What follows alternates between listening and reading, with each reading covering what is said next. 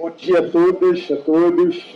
É um grande prazer estar aqui. É a minha primeira vez em Macaé, né, mas eu fiquei encantado com esse campus, com essa ideia de compartilhamento. Eu acho que é algo assim bem inovador. Agradeço a Cremilda pelo convite, a Secretaria Adjunta, ao Centro, enfim, foi, acho que um momento muito oportuno. E a gente vê esse auditório lotado assim, né? Auditório lotado de manhã, das duas, uma, ou é camiseta grátis, ou então o tema está incomodando a gente mesmo, né? As pessoas estão preocupadas com o tema, eu acho que é isso. Né? Um tema que nos aflige, quem está na ponta, principalmente, quer entender o que vai acontecer, o que vai mudar, se alguma coisa vai mudar, né? Porque esse é um questionamento que a gente sempre traz, né? Ah, vem um monte de coisa, mas no final das contas é tudo a mesma coisa, né? E aí o teor em si não muda. Essa é uma questão importante. Eu, há 2 anos, estou no Conselho Estadual de Educação como conselheiro e o Conselho Estadual está recebendo a incumbência de trabalhar a BNCC para o sistema estadual, né, basicamente para o ensino médio e para o ensino fundamental, e os municípios vão receber as incumbências de organizar os currículos para a educação infantil. O que é algo também bem importante. A gente acabou de ver aqui que os prazos não são nada amigáveis, né? São prazos realmente enxutos, prazos inclusive com um viés eleitoral, ou seja, eles precisam ser rápidos, porque eles têm o governo tem um prazo de validade, ainda bem, mas a gente precisa, de alguma forma, rever, reconfigurar o currículo. Por quê? Porque é lei. A gente pode discordar, a gente pode se opor. Eu mesmo me posiciono contrariamente a várias coisas relativas à BNCC, mas existe um imperativo legal que a gente vai ter que, de alguma forma, mastigar e digerir. E isso a gente tem que tentar escolher a melhor forma de fazer, a melhor forma de se colocar. Então eu trouxe hoje uma discussão sobre essa questão da colaboração, né, do regime de colaboração, se de fato é uma colaboração ou se é uma coação, né? Ou seja, se a União nos impõe algo e a gente tem que simplesmente acatar, ou se existe alguma margem de resistência. Eu acho que essa é uma discussão. E a questão da autonomia, que é alguma coisa que a gente sempre fala, né? Ah, a escola tem autonomia. Quando a gente vai... eu além de estar, né, no conselho e ser professor universitário, eu sou diretor de escola. Então eu estou todo dia lá recebendo os pais. E a questão da autonomia é onde a gente se apega, né? Ah, eu fiz isso porque a escola tem autonomia para tomar essa decisão. O professor tem autonomia para fazer isso na sua sala de aula. Mas até que ponto a gente tem autonomia, né? Até que ponto a gente consegue organizar o nosso currículo e a nossa gestão de uma forma autônoma. Isso é uma discussão importante, né? Eu não posso, por exemplo, não ensinar matemática na minha escola. Ah, minha escola não gosta de matemática, ninguém vai aprender matemática aqui. Não posso. Concordam? Até porque, se for uma escola pública, vai ter Ministério Público no dia seguinte. Se for particular, acho que não vai ter nenhum aluno. Mas existem coisas que você pode e coisas que você não pode. Autonomia, como eu vou falar mais à frente, é diferente de soberania, né? São coisas diferentes. Pode passar. Aí eu começo com uma questão que a Alice Casimiro Lopes traz, que eu acho muito interessante, que é a ideia que outros autores trazem, né? O Antônio Flávio, o Tomás Tadeu, a ideia de que toda política curricular é uma política cultural. Quando a gente define um currículo, a gente está definindo que pedaço da cultura a gente quer perpetuar. Que pedaço da nossa cultura a gente quer passar adiante, quer que as próximas gerações conheçam. No momento que a gente escolhe coisas que vão ficar de fora, né? Eu escolho isso. Se vai ter isso, significa que não vai ter isso. É muito simples. Uma relação binária. O que está dentro, está dentro. O que está fora, está fora. Mas o currículo é muito mais complexo do que isso, né? E o currículo é muito maior do que as simples escolhas políticas do que vai ser ensinado e do que não vai ser. O currículo acontece todo dia na escola, né? E aí, esse é o barato dele. Tem coisa que a gente prevê, tem coisa que a gente não prevê. Né? E muitas vezes a gente aprende muito mais com as coisas que a gente não previu. Né? E os alunos aprendem bastante. Mas é um recorte, é uma seleção de símbolos, significados, representações. Por que não tem aula de tango obrigatória nas escolas brasileiras? Porque isso não faz sentido culturalmente para a gente. Né? Por que tem essa discussão sobre o ensino religioso? Porque para um grupo com bastante influência, isso faz sentido. Né? Então a gente tem que pensar, sempre quando a gente pensa no currículo, a gente pensa na nossa cultura, na nossa própria cultura, naquilo que a gente vai passar adiante. Quando a gente pensa, né, no projeto pedagógico da nossa escola, no projeto político-pedagógico, a gente está pensando qual é a cultura daquela instituição. Aí eu não vou me ater muito às questões históricas, né, que acho que a Tânia já trouxe muito bem, mas a LDB de 61 celebrava a ideia de currículo como uma listagem de conteúdos, né, com as disciplinas a serem ensinadas.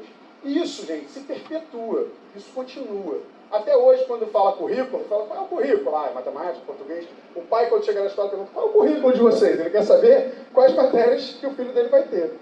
A nossa cabeça é disciplinar. Né? A gente não consegue pensar de uma forma fluida.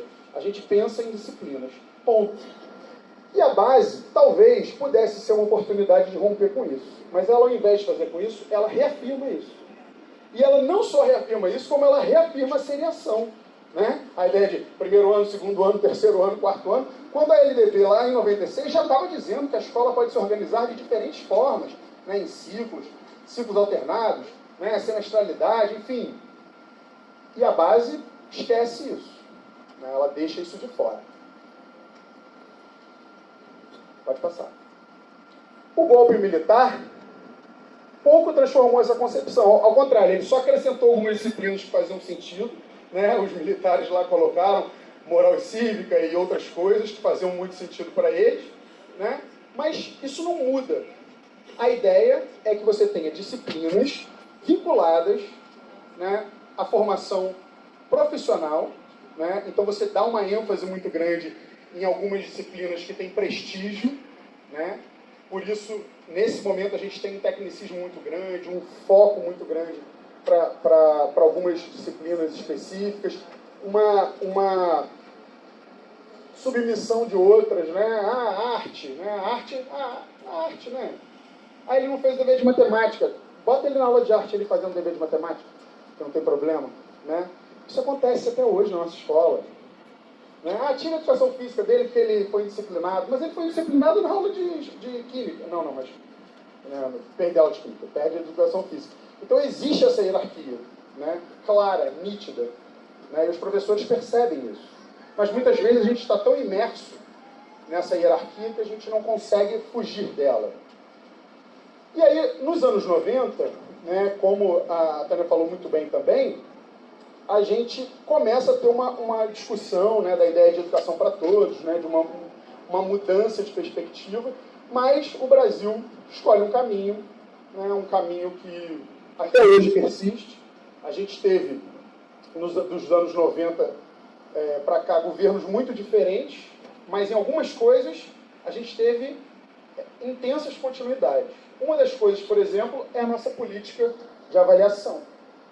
A nossa política de avaliação lá dos anos 90, lá do primeiro governo Fernando Henrique, até um pouquinho antes, né, no Itamar, veio se intensificando e ela se manteve no governo Lula, se manteve no governo Dilma, se mantém agora. A ideia das avaliações de larga escala, né, um culto a esses resultados, né, a criação de índices.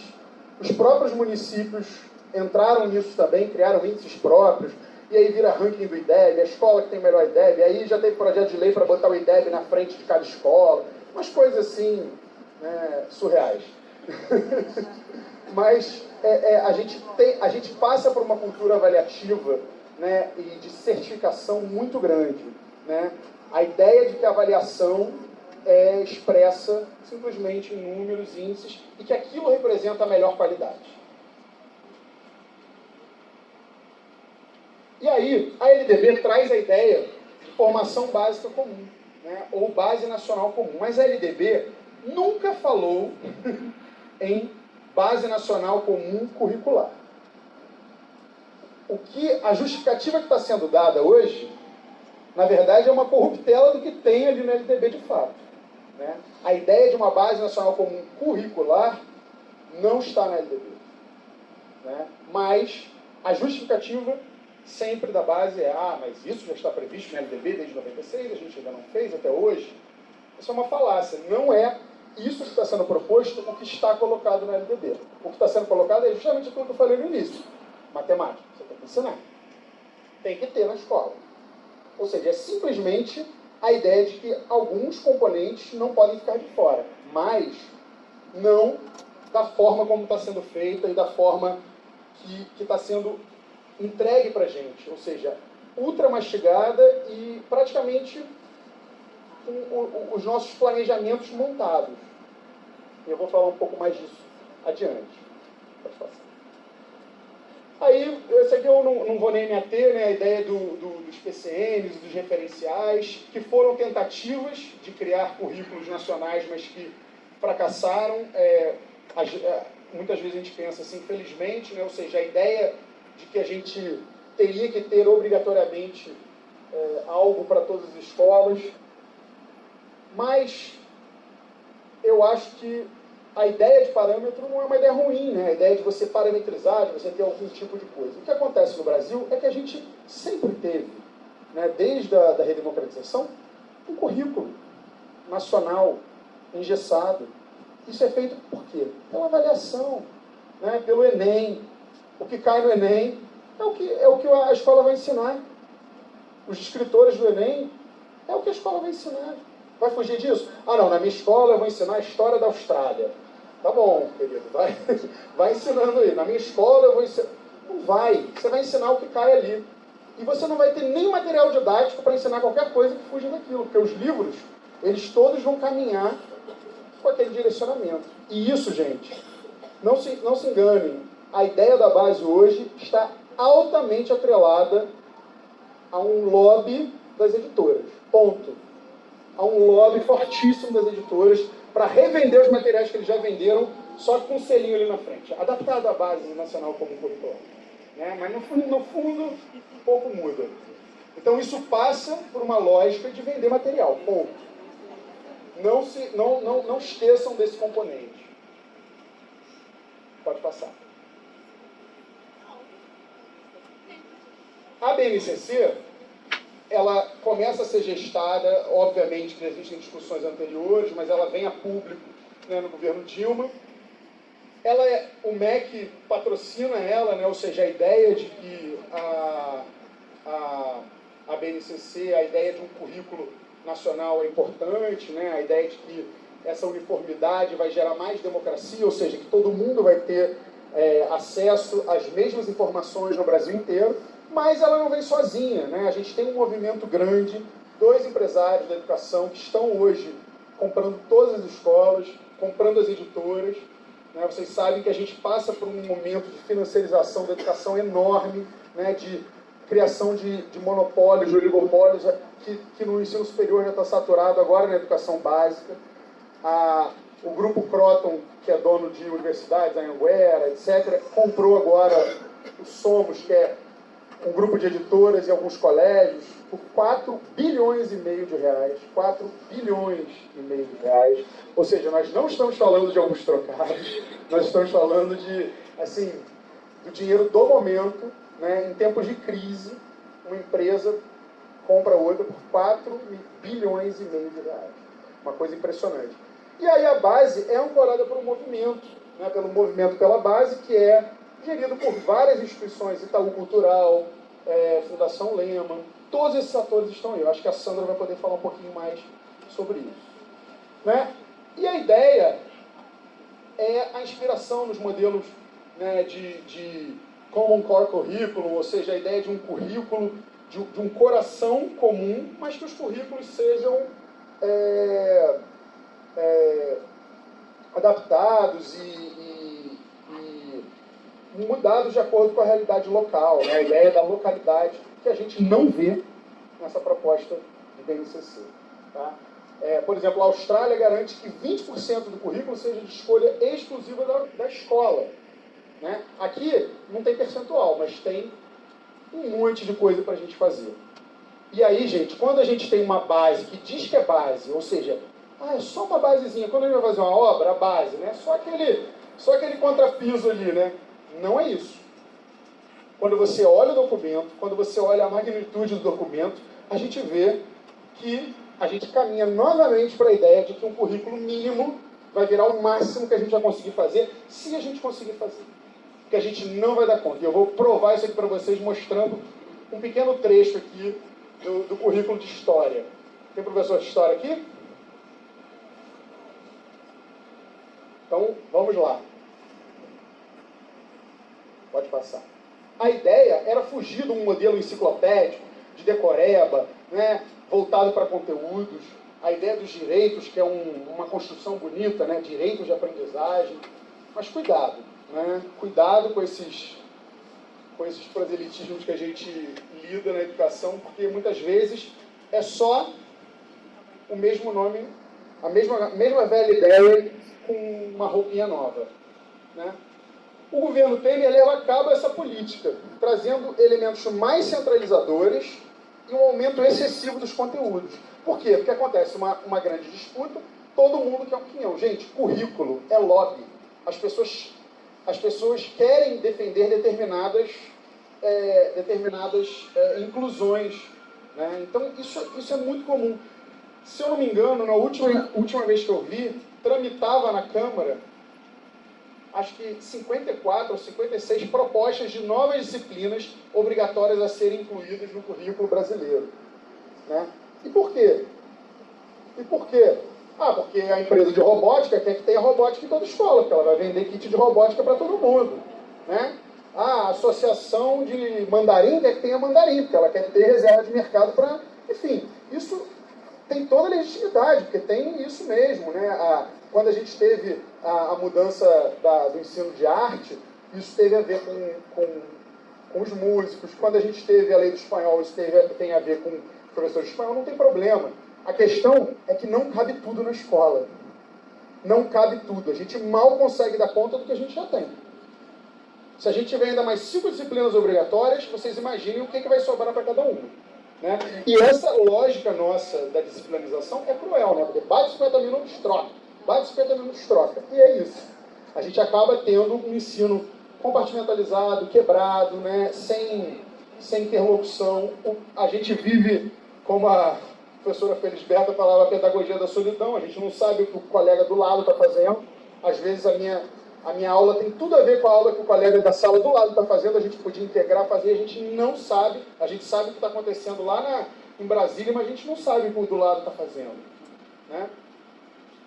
E aí a gente ainda tem essa reforma do ensino médio, atabalhoada, medida provisória, para coroar esse processo. Ou seja, quando as pessoas, muitos estudiosos começaram a criticar essa ideia da base, né, que isso não era uma demanda para ser feita desse jeito, que não existia essa urgência toda, e que para você ter uma reforma curricular, você precisava primeiro ter uma mudança de legislação. O governo vem de sola e faz a reforma do ensino médio, que é um Frankenstein, né? Um show de horrores, tem de tudo. Sobra para todo mundo. A reforma do ensino médio, ela tem o caráter mais perverso, porque ela vem de uma propaganda maravilhosa, né? Não sei quantos por cento. Quem conhece essa é a propaganda do MEC, né? Quem conhece, novo ensino médio, quem conhece? Eu não conheço. Eu estou estudando isso há alguns anos, eu não faço a menor ideia do que vai acontecer. Né? E ninguém experimentou ainda, mas é essa a propaganda. E aí tem esse pequeno detalhe do financiamento. Os dados aqui estão ruins, mas isso aqui é uma projeção do percentual do PIB para a educação.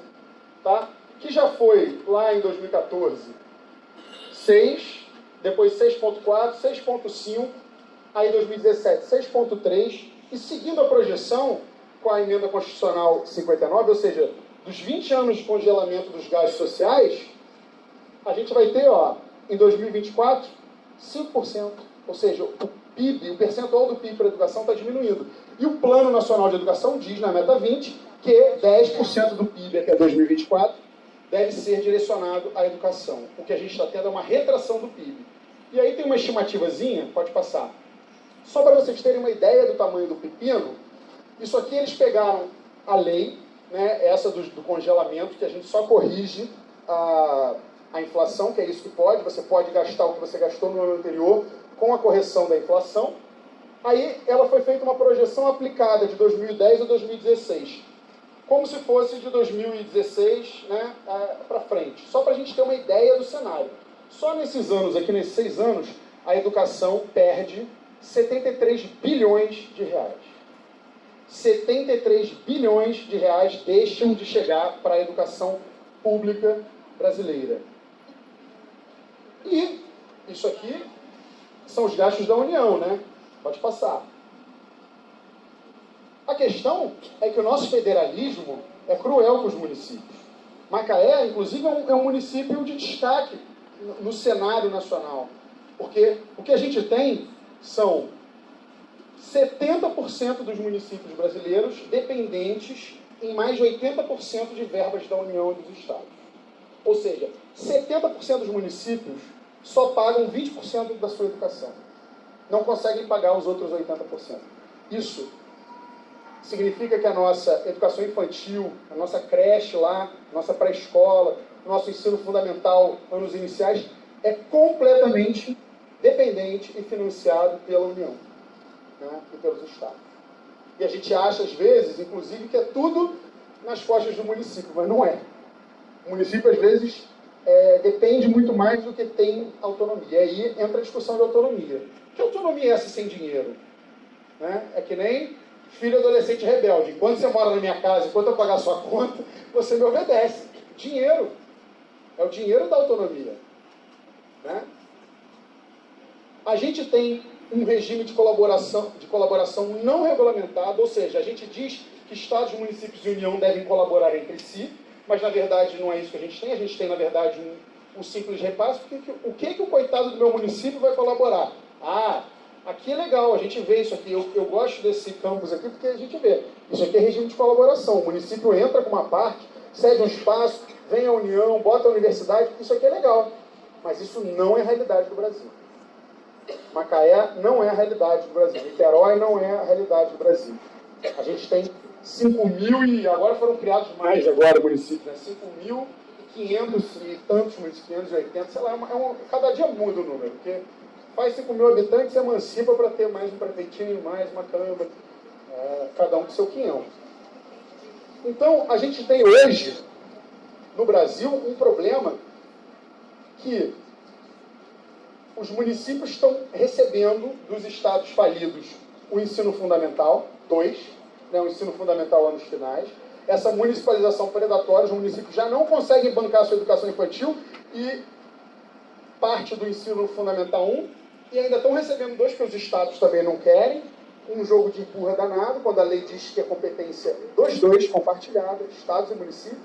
A gente tem essa ideia de desconcentração que o Dourado traz, ou seja, o que a gente tem hoje não é uma política descentralizada, ou seja, que a escola tem autonomia.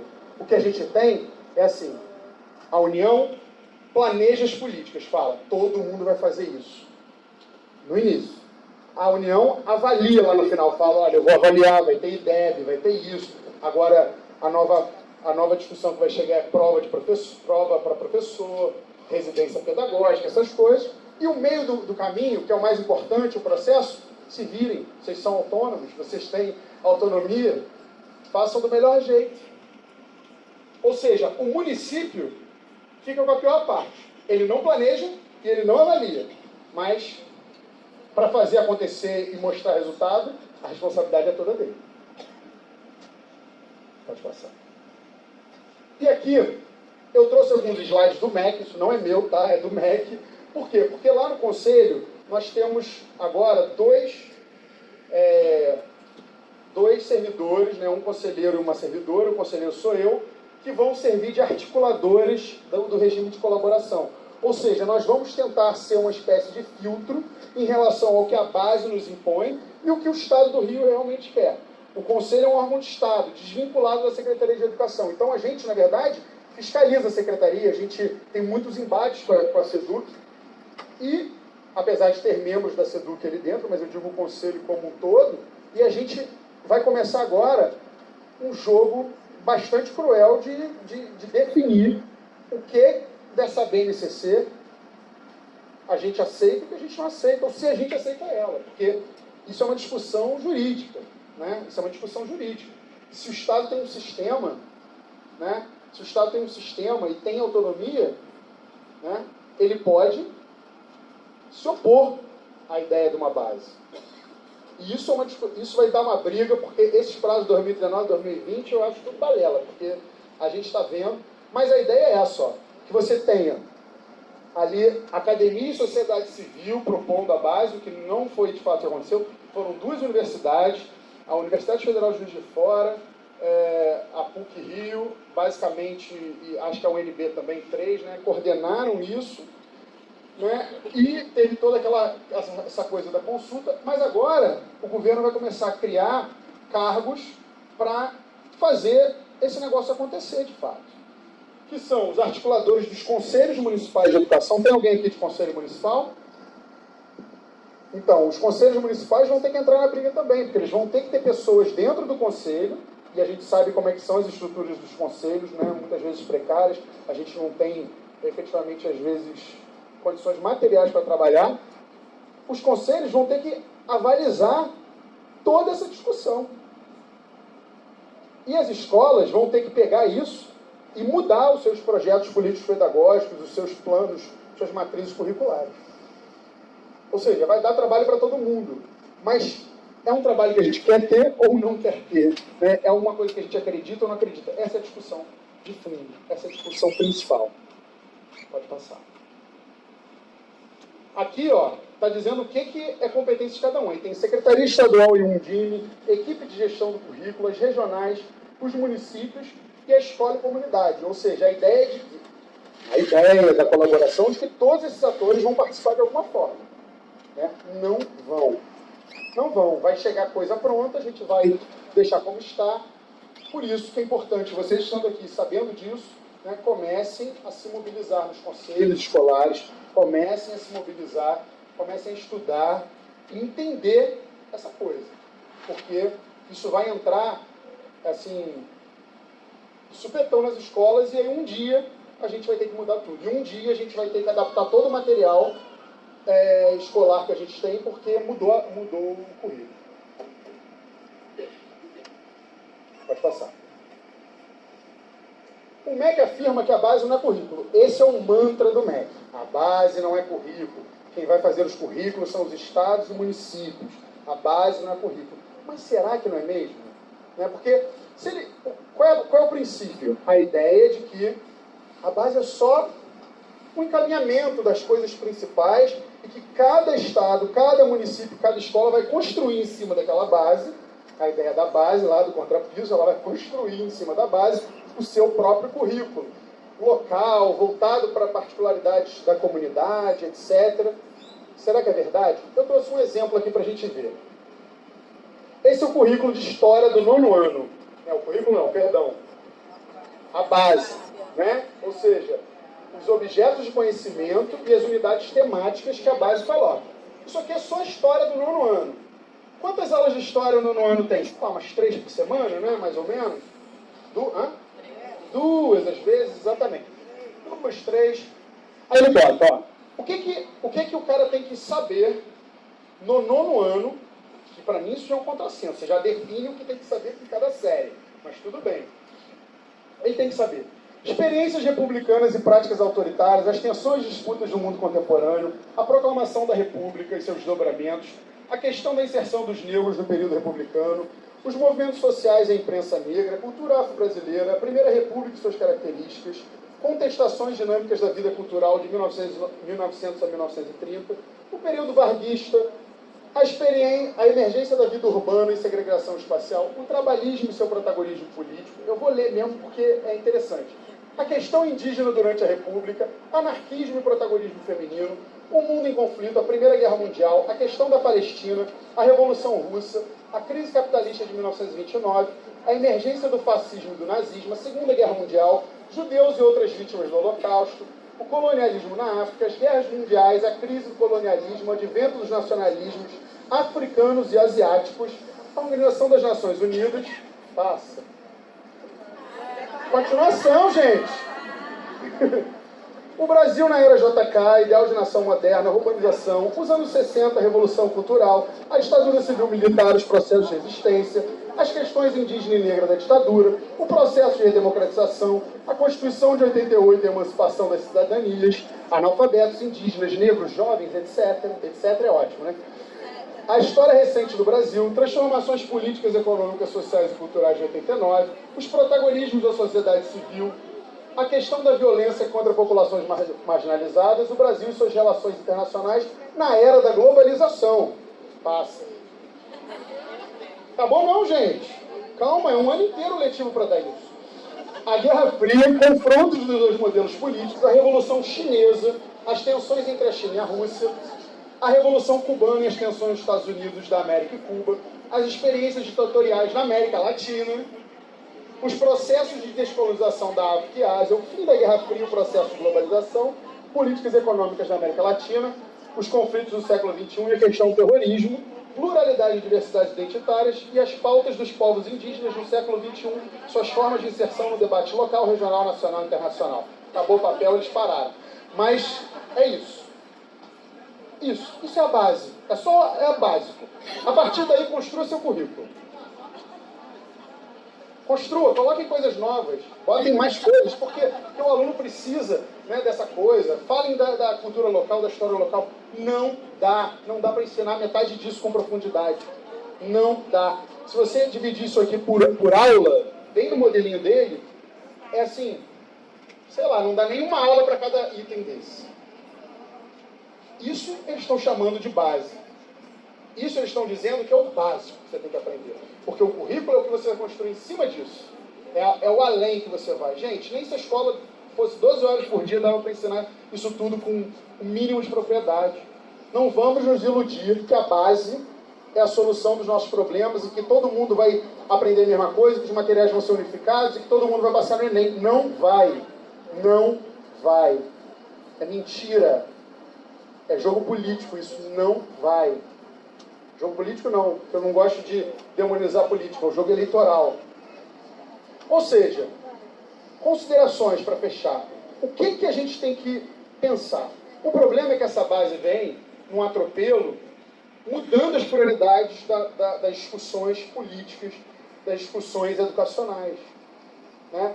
A gente tinha, antes de fazer base, debater e regulamentar o Sistema Nacional de Educação, como que os entes colaboram entre si, como é que o município pode ser ajudado pelo Estado, pela União, e como ele pode ajudar para que a educação funcione. Porque vocês sabem, né, a saúde, como ela tem uma história federal, né, o histórico dela de hospitais federais e tal, ela tem um Sistema Único de Saúde, que com todos os problemas é um exemplo de política pública mundial. Né? Por quê? Porque o cara está passando mal aqui, está precisando de um rim, tem um rim lá em Tocantins.